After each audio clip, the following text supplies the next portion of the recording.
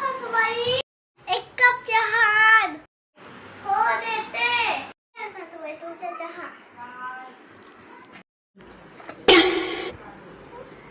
काय बाई आजकालच्या पोरी, ना डोक्याला तिकडी, ना मंगळसूत्र, ना साडी. आम्ही तर आमच्या घरी खूप चांगलं राहायचो. आणि या आजकालची पोरी. सासूबाई मी कशी दिसते? काय सुनबाई?